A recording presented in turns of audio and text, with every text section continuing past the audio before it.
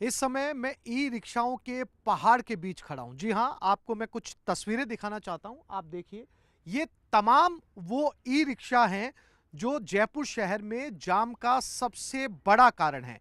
और अब इन ई रिक्शाओं के ऊपर ट्रैफिक पुलिस और परिवहन विभाग ने सख्ती शुरू कर दी है। कमर कस लिए दोनों विभाग ने कि इन ई रिक्शाओं की वजह से शहर में होने वाले हर कोने पर लगे जाम से मुक्ति दिलवाई जाएगी। और इसी कड़ी के अंदर परिवहन विभाग ने इन रिक्शाओं के अलावा 20,000 और रिक्शाओं की सूची तैयार की है जो बिना फिटनेस के सड़कों पर चल रहे हैं।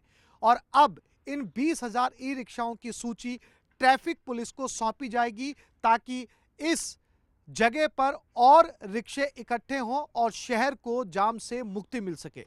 कैमरामैन दिलीप चेची के साथ आसिफ खान, न्यूज 18, जयपुर। अब ले तो इसके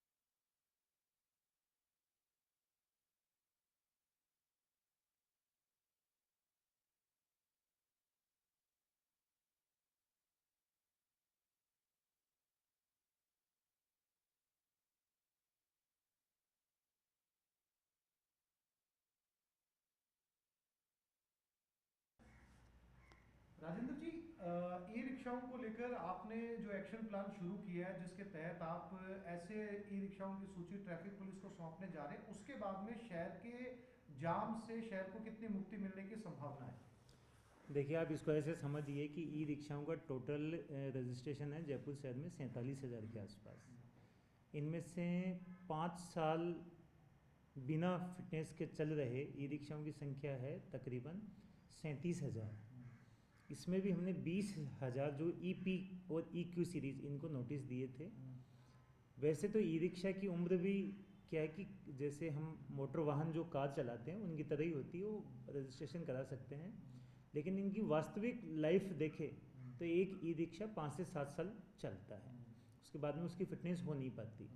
इसके बावजूद ऐसे 20,000 ई रिक्शा जिन जो फिटनेस लायक ही नहीं थे, उन सब के आइडेंटिफाई करके हमने नोटिस जारी किए एक एक के, और अब 20,000 के हमने उनको आज से कैंसिल कर दी है, जिसमें 10,000 की लिस्ट मैं आज भेज रहा हूँ ईपी सीरीज़ की, और ईक्यू सीरीज़ की मैं 29 को भेजूँगा ट्रैफिक पुलिस को। और ट्रैफिक पुलिस से मेरा आग्रह रहेगा कि बिना फिटनेस के चल रहे ऐसे जो 20,000 ई रिक्शा जिनकी हमने आज से कैंसिल की है, तो उनको जब्त करें ताकि शहर को जाम से निजात मिल सके। दूसरा पहलू ये भी है कि ट्रैफिक कंट्रोल बोर्ड ने हमें ये कहा था कि अब आपको जो टोटल रजिस्ट्रेशन है उसको 30,000 के अंदर लाना है, क्योंकि इन्होंने राइट्स एक संस्था है उससे ये सर्वे करवाया था और उसने ये बोला था कि फिजिबिलिटी ही 30,000 की है, तो जो एक्स्ट्रा रजिस्ट्रेशन है उनको कैंसिल करना है।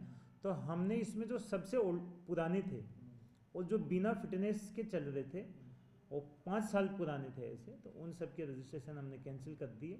उम्मीद करता हूँ कि इसके बाद में शहर में ई रिक्शाओं की तादाद कम होगी और लोगों को जाम से मुक्ति मिलेगी। ये ईपी और ईक्यू क्या है?